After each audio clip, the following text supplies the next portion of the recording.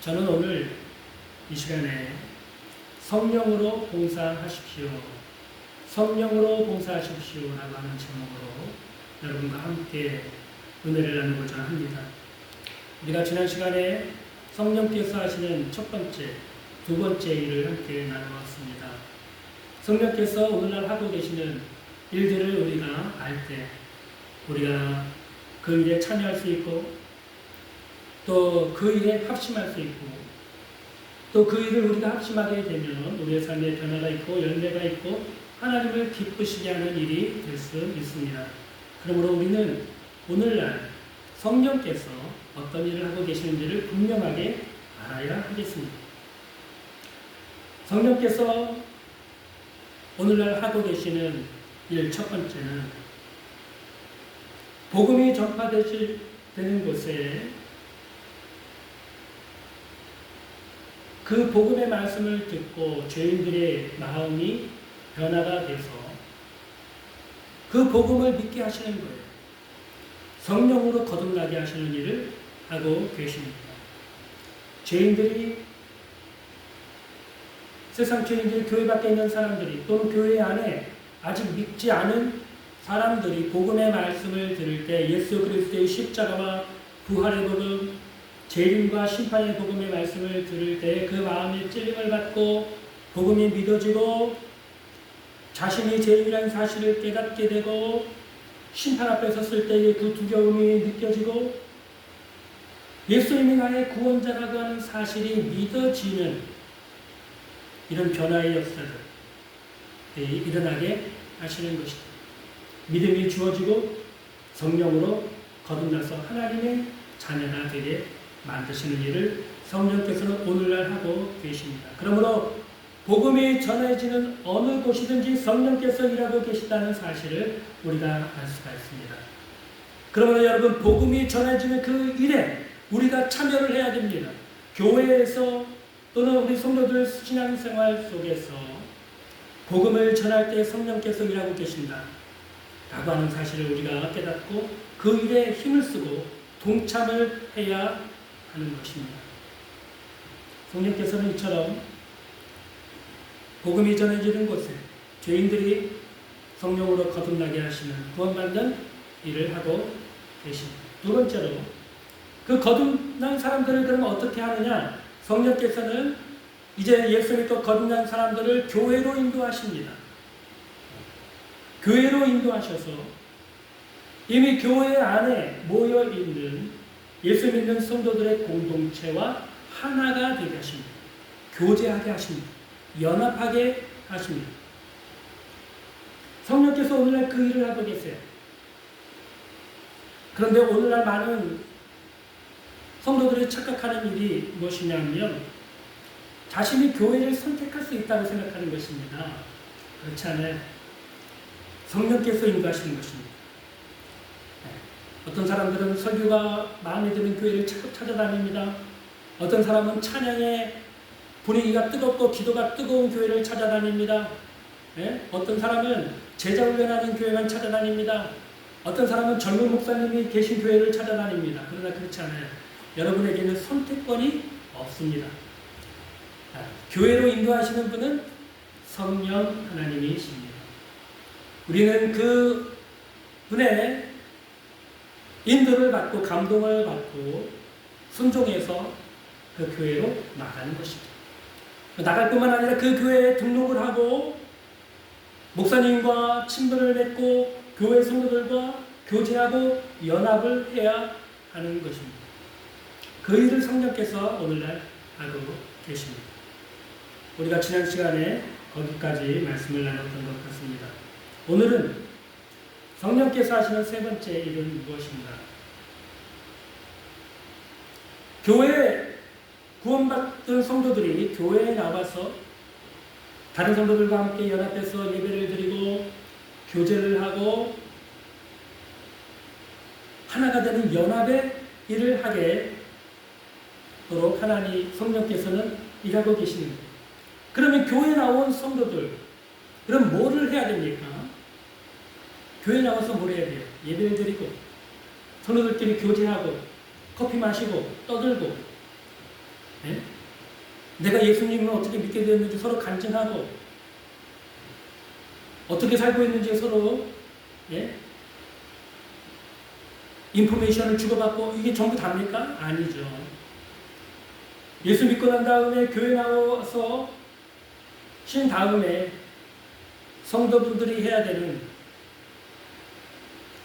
일은 바로 믿음의 훈련을 받아야 합니다.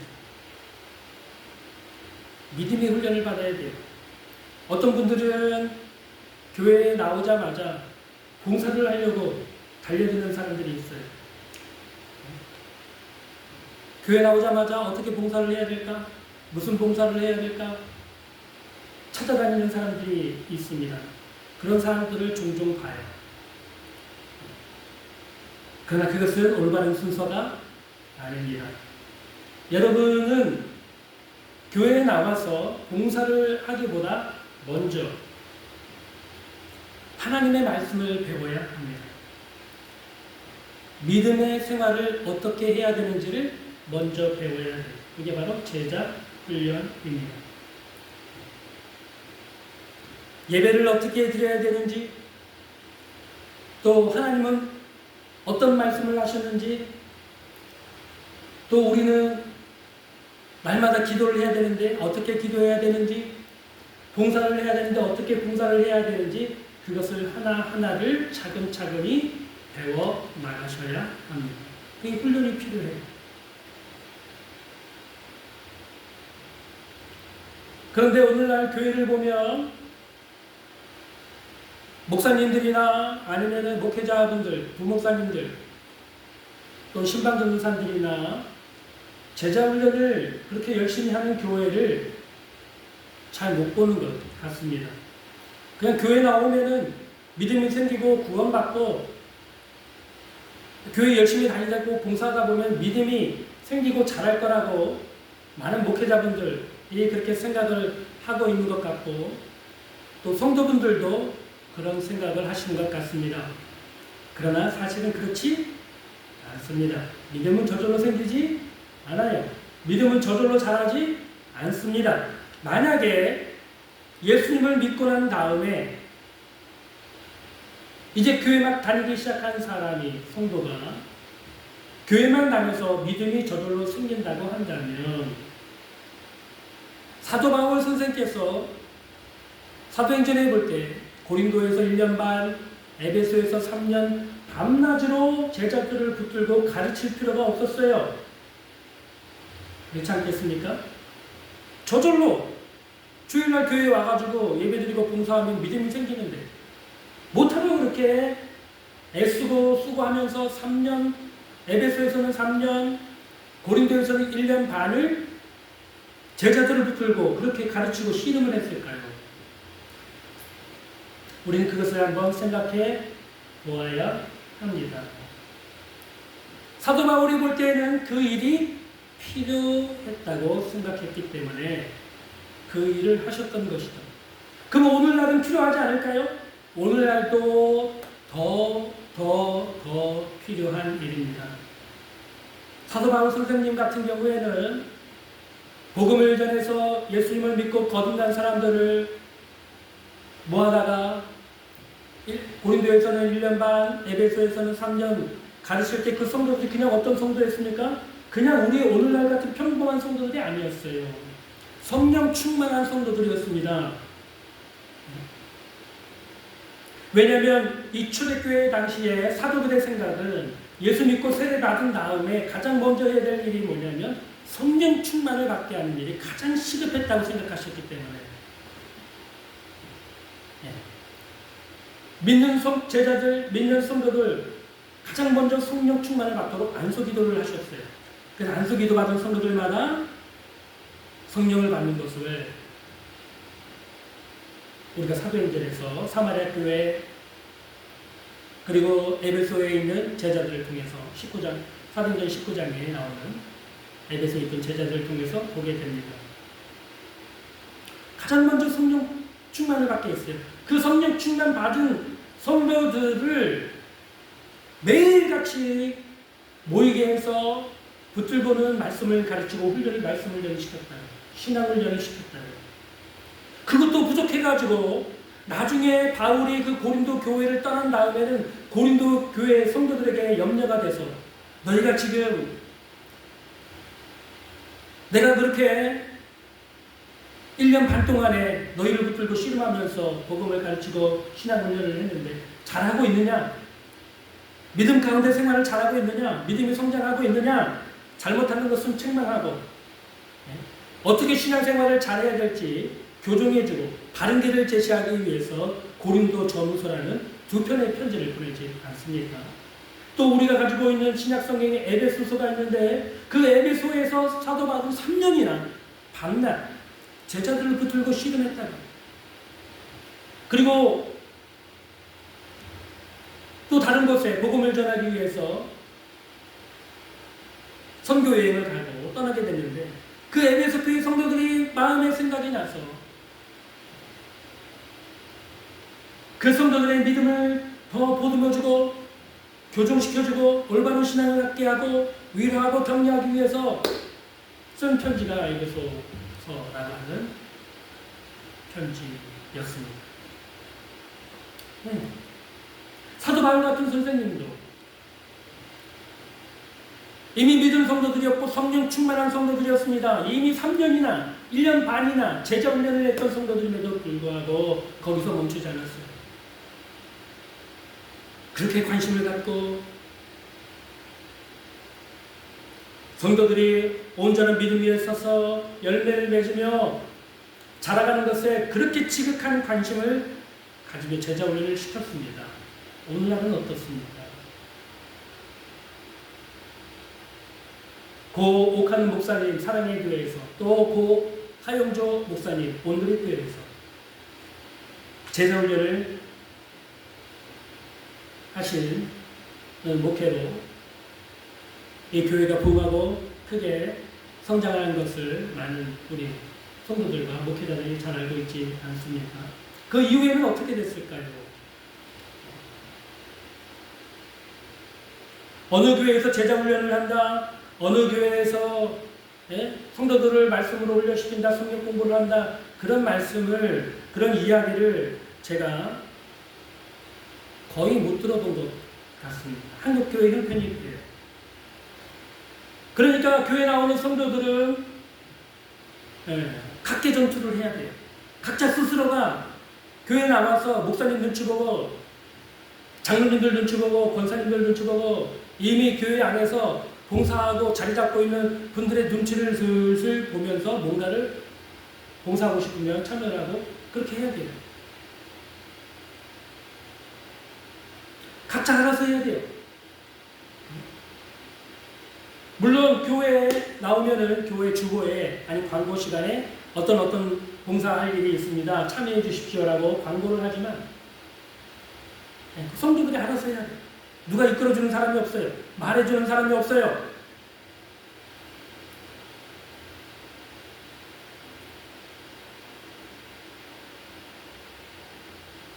이것이 오늘날 한국교회의 큰 문제라고 저는 생각합니다. 예수 믿고 교회 나온 성도들은 한 사람 한 사람을 붙들고 제자 훈련을 시켜야 됩니다. 말씀을 가르쳐야 됩니다. 말씀을 날마다 읽고 묵상하고 배우게 해서 하나님의 성경에서 무슨 말씀을 하고 있는지 분명하게 밝히 깨달아 알게 하여주고 거기서 멈추는 것이 아니라 그 말씀에 순종할 때까지 그 성도를 붙들고 씨름을 해야 됩니다. 너희는 가서 모든 민족으로 제자를 삼아 아버지와 아들과 성령의 이름을 주고 내가 너에게 가르치고 분부한 모든 것을 가르쳐 지키게 하라. 지키게 하는 데까지, 순종할 때까지 그 성도를 붙들고 말씀을 가르치고 말씀을 믿게 하고 그 말씀에 순종할 때까지 붙들고 목회자는 씨름을 해야 되는 것입니다. 교회의 영적인 지도자들은 이 일을 해야 되는 거예요. 봉사가 먼저가 아닙니다. 훈련이 먼저입니다. 예배 훈련, 말씀 훈련, 기도 훈련도 마찬가지죠.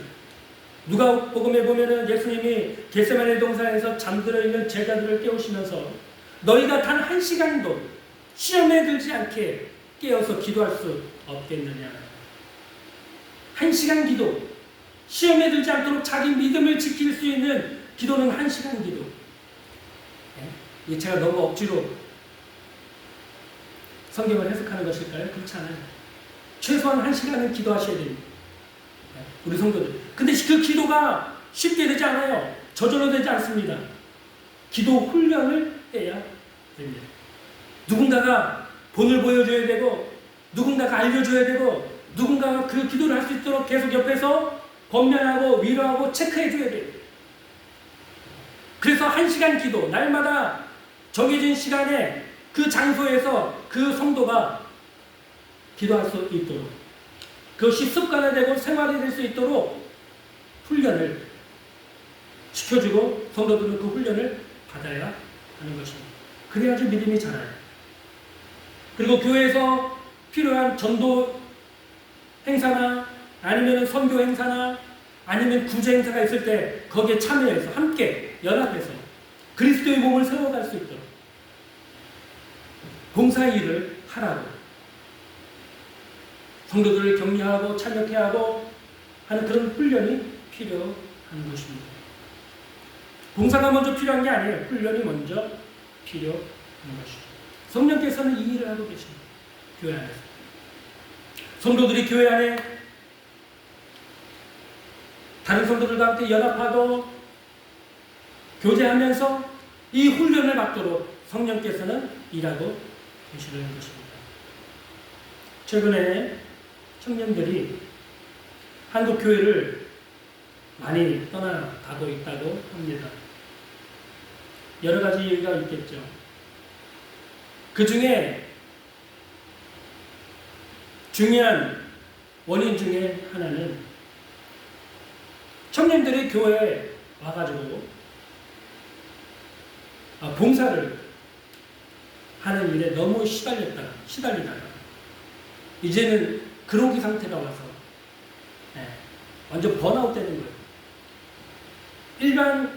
일주일 내내 학교에서 또 직장에서 열심히 정신없이 일하다가 주일날 교회에 왔는데 교회에 와서도 이 목사님과 아니면 장로님들과 이 성인 중년의 이 교회 리더 되시는 분들이 이 청년들에게 계속해서 일만 시킨다는 거예요. 찬양, 성가대, 교사, 그 다음에 교회에 행사 있으면 행사 스텝, 저녁에 또 찬양단 하다 보면 번아웃이 된다. 말씀을 가르쳐주지 않고 훈련을 시켜주지 않고 일만 시킨다는 거예요. 봉사만 시킨다는 거예요. 그 봉사를 하다가 번아웃이 돼가지고 청년들이 하는 얘기를 들어보니까 교회에 오면은 노가다를 하는 것 같은 그런 생각이 들게 되었다라는 것입니다. 일만 시키니까요. 청년들은 뭔가 말씀을 배우고 싶은데 뭔가 성령의 체험을 하고 싶은데 기도를 해서 그래서 삶의 변화가 있고 성숙이 있고 간증이 있는 또 전도를 하고 양육을 하는 그런 일들을 하고 싶은데 교회에 오면 봉사만 시킨다는 거예요. 봉사만. 어른들이. 그래서 교회를 떠나가게 됐고 다시는 교회에 돌아올 생각이 없다.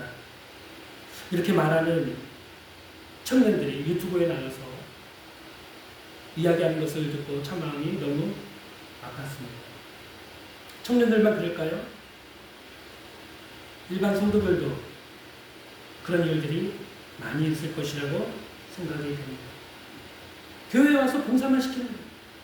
식당 봉사를 시키고 주차장 봉사를 시키고 예배 안내위원 헌금위원 봉사시키고 성가대 시키고 찬양단 시키고 또 전도할 날이 있으면 전도대원으로 봉사만 시키는 거예요. 그리고 붙들고 훈련을 시켜주지 않아요. 교회가. 목회자들이, 장로님들이, 영적인 지도자들이. 그러면 믿음이 성장하겠나요? 믿음이 성장하지 않습니다. 초대교회의 모습을 한번 보십시오. 예루살렘 교회가 오순절에 성령 강림으로 탄생하고 사도들이 성령 충만을 입어서 일어나서 복음을 전합니다. 그날 하루 3,000명 되는 남자분들이, 성인 남자 성도가 하루 만에 생겨났어요. 그 제자들이 보고 너무 기뻐하고 하나님께 찬양과 영광을 돌린 다음에 그 사람들을 향해서, 아이고 여러분 참으로 놀라운 일입니다. 여러분들이 거듭나서 하나님의 자녀가 되었습니다. 우리 하나님께 감사와 찬양과 영광을 올려드립시다. 그리고 이제는 집으로 돌아가셔서 다음 주일날 교회에 오십시오.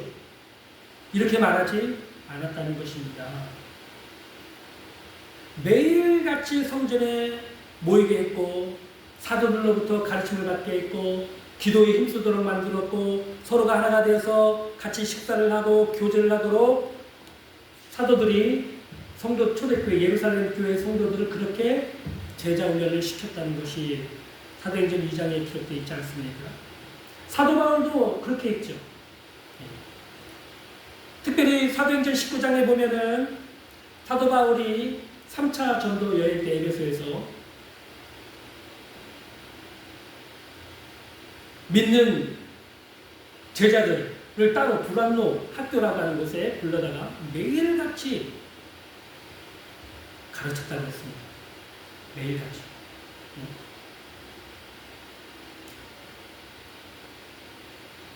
초대교회 성도들은 다 성령 충만한 사람들이요, 예수 잘 믿는 사람들인데 그 사람들을 불러다가 매일 가르쳤대요. 매일. 그렇게 매일 가르쳤을 때 그들의 신앙이, 믿음이 자라고 견고해지는 것입니다. 견고해진 사람들 중에 교회에 필요한 일꾼을 뽑아서 봉사에 일을 맡기는 것입니다. 그게 바로 초대교회, 예루살렘 교회에 나왔던 7 집사님, 스테반 집사님 같은 분들 아니겠습니까? 봉사가 먼저는 아니라는 것이죠. 여러분, 훈련이 먼저입니다. 훈련이 돼야 됩니다. 말씀의 훈련이 돼야 됩니다. 기도의 훈련이 돼야 됩니다. 예배의 훈련이 돼야 됩니다. 그리고 교회에 어떤 일이 있을 때 함께 참여해서 일하는 봉사의 훈련이 필요합니다. 그럴 때 교회에 어떤 봉사의 일이 있는데 거기 일꾼을 맡겨야 되는데 평소에 이렇게 열심히 신앙생활하고 예배 잘 참석하고 말씀과 기도 훈련을 참여하고 그 삶이 변해서 신실하고 진실된 모습이 사람들에게 보여지고 칭찬받고 인정받는 그런 사람들 중에 뽑아서 봉사를 맡기는 것입니다.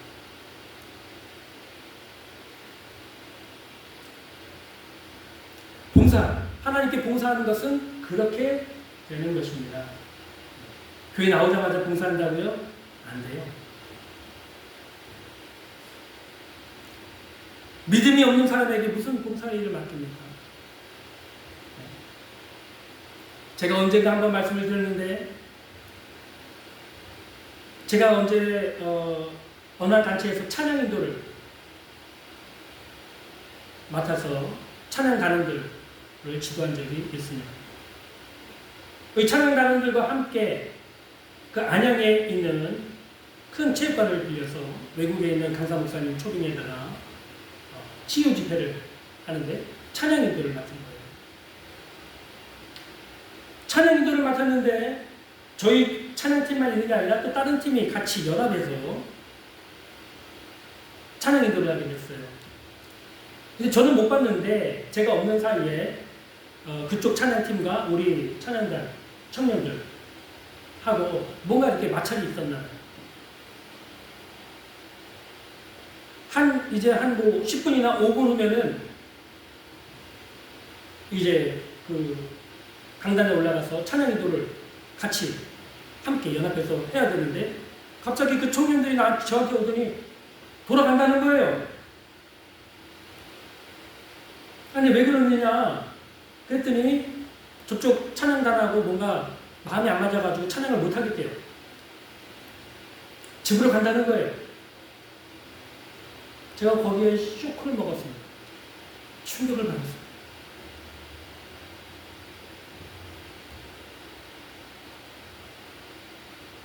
훈련되지 않은 청년들이 찬양단에 서서 찬양단에 대해서 예배 때 성도들 앞에서 찬양을 인도하고 있었던 것이죠. 물론 만약에 이 청년들이 기도와 말씀으로 신앙생활로 잘 훈련이 된 청년들이었다면 뭔가 조금 마음에 안 드는 일이 있다 할지라도 주님의 나라가 먼저 우선이기 때문에 내 자신의 감정을 조금 누그러뜨리고 하나님께 영광을 돌리는 찬양을 부르고 또 그 자리에 수많은 병자들이 왔기 때문에 그 병자들을 이 집회에 은혜 받고 치유받도록 자신들이 봉사하고 섬기는 것 아닙니까? 그렇게 성숙한 생각과 믿음을 가진 사람들이 찬양 단원이 되어야 됐음에도 불구하고 이들은 훈련되지 못하고 성숙하지 못하고 그리고 찬양단 사람들 앞에 서서 노래하는 것, 뽐내는 것 그것만 좋아가지고 찬양단 하고 있었던 것이 충격을 받았습니다. 그런 이런 찬양 단원들도 있구나. 그런 찬양단원들이 교회에 10명이 있든 100명이 있든 1000명이 있든 그게 무슨 의미가 있겠습니까? 하나님의 영광을 받으시겠습니까?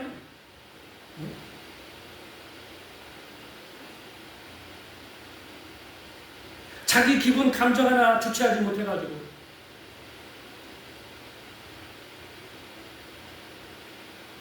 하나님께 영광 돌리는 그 귀한 직분 봉사의 일을 내팽개치는 집으로 돌아가겠다고 하는 그런 찬양단원들이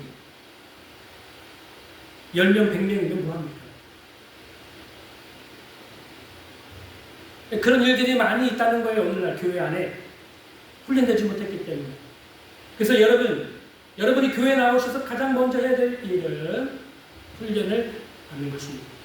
예배 훈련, 말씀 훈련, 기도 훈련. 그래서 다른 성도들과 함께 하나가 돼서 전도나 봉사, 선교회를 하는 그 훈련에 참여해야 합니다. 그 제자 훈련입니다.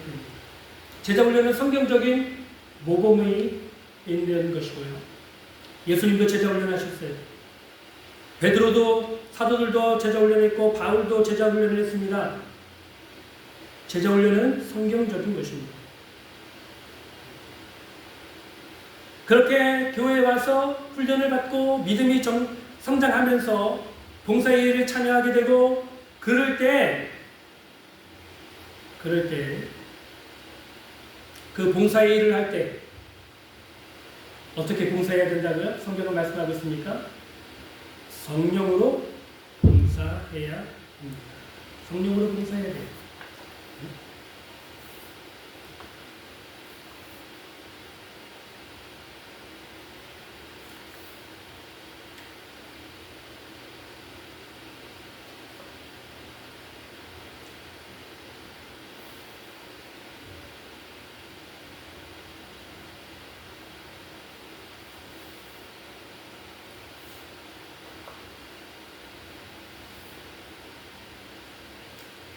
빌립보서 3장 3절에 보면 하나님의 성령으로 봉사하라고 말씀하고 있습니다. 하나님의 성령으로 봉사하라. 하나님의 성령으로 봉사한다는 것은 무슨 뜻일까요? 그 사람들이 성령의 충만함을 받았다는 뜻입니다. 제자 훈련을 통해서 순종의 말씀을 배우고 기도하고 봉사하고 예배를 드리는 그 훈련을 통해서 순종의 훈련을 통해서 성령의 충만함을 받았다는 뜻입니다. 또 이 사람들이 이제 성령의 인도함을 받는 사람들이란 뜻입니다. 세 번째, 성령께서 주신 은사를 받아서 교회에서 봉사를 한다는 것입니다. 고린도전서 12장도 있고 또 에베소서 4장도 있고 로마서 12장에서도 성령의 은사에 대해서 여러 가지 말씀을 하고 있는데요. 중요한 것은 우리가 교회에서 봉사할 때 우리 인간의 지혜나 지식이나 물질을 가지고 경험을 가지고 봉사하는 것이 아니라 성령 충만한 가운데, 봉사하는 가운데 우리에게 주신, 부어주신, 각 사람에게 주신 은사를 받아서 봉사해야 한다는 것입니다. 성령으로 봉사해야 됩니다. 여러분 지식을 가지고 교회 와서 봉사할 생각하지 마세요. 여러분 경험을 가지고 교회 와서 봉사할 생각하지 마세요. 네? 그것은 교회에서 아무 쓸모가 없습니다. 성경을 보십시오. 전쟁에서 승리케 하시는 것이 하나님이세요. 네? 다윗이 전쟁에 나가서 승리한 이유는 다윗이 군사가 많아서가 아닙니다. 다윗이 지혜롭고 그를 돕는 모사들이 똑똑하고 손자병 똑같이 전쟁에 관한 모든 전략을 다 통달해서 승리한 게 아닙니다. 하나님이 도와주셨고 하나님이 주신 지혜로 방법으로 승리하는 것을 보게 됩니다. 교회에서도 마찬가지예요. 교회에서 필요한 일꾼이 누구입니까? 성령으로 봉사하는 일꾼. 성령이 충만하고 지혜가 충만하고 믿음이 충만한 일꾼들이 필요합니다. 그게 스데반 집사님 아닙니까? 스데반 집사님 어느 날 하루아침에 생겨났습니까? 아닙니다. 초대교회, 예루살렘 교회, 성령 충만한 교회 성도들이 날마다 모여서 사도들로부터 배우고 기도하고 교제하고 서로가 힘을 합쳐서 구제하고 그런 봉사 일들에 힘쓰고 있을 때 성령 충만을 받고 지혜 충만을 받고 믿음이 충만했던 스데반 집사와 같은 7 집사님들이 뽑혀서 봉사일을 맡게 된 것입니다. 교회에는 그런 일꾼들이 필요해요. 목회자도 마찬가지고 일반 평신도도 마찬가지. 성령으로 봉사해야 합니다. 영과 진리로 예배할지니라. 우리가 예배를 드리는 것도 성령 안에서 예배를 드려야 되고요. 봉사하는 것도 성령 안에서 봉사를 해야 합니다. 신약의 모든 교회들은 이처럼 성령님을 통해서 새로운 방법으로 하나님을 섬겨야 합니다.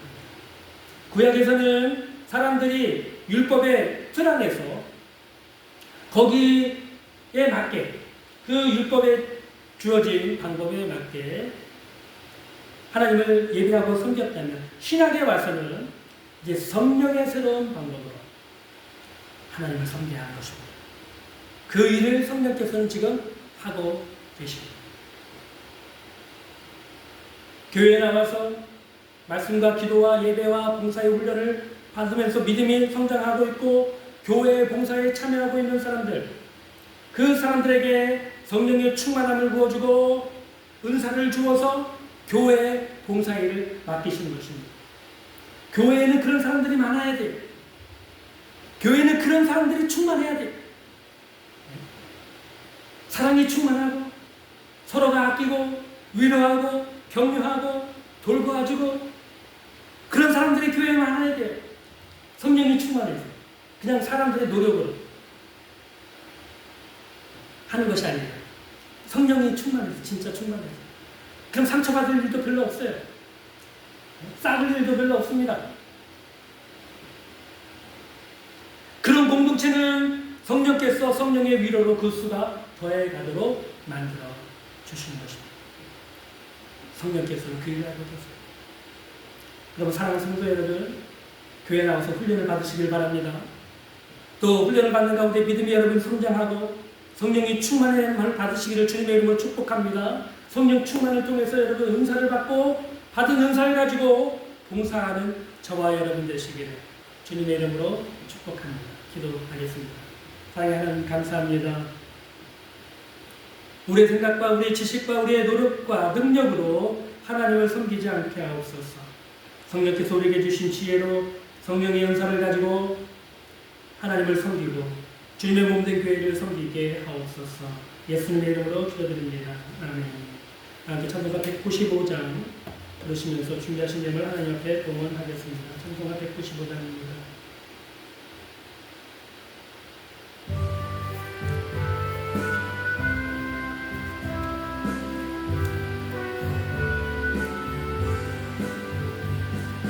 성령이 영을 찬송 부를 때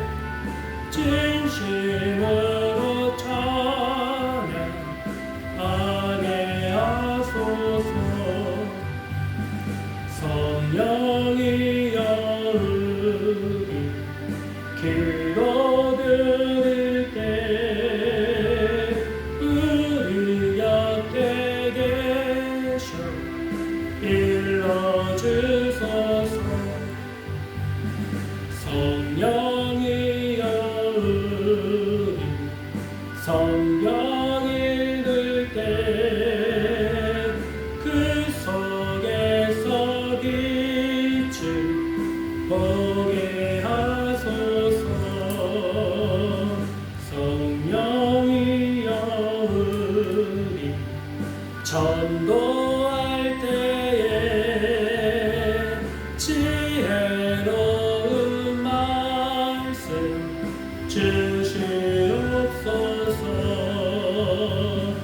성령이여 우리 겸손해져서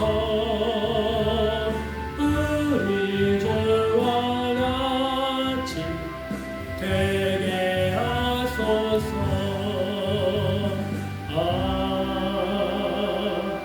아멘. 들으신 예를 위해서 이 시간을 기도합니다. 하나님 아버지, 저희 교회를 위해서 후원금을 보내는 귀한 손길 드리겠습니다. 하나님께서 기뻐 받아주시고 저들의 삶에 또 그 교회에 30대 60대 100대로 축복하여 주시며 하나님 나라를 위해서 마음껏 드리고도 저들의 교회와 저들의 삶에 조금도 부족함이 없도록 넘치는 은혜와 복으로 채워 주시옵소서. 물질로 하나님 앞에 귀한 예를 드렸사오니 주님, 저들이 하나님 나라에서 마음껏 드리고도 저들의 삶에 조금도 부족함이 없도록 넘치는 축복으로 채워주시고 갚아 주옵소서.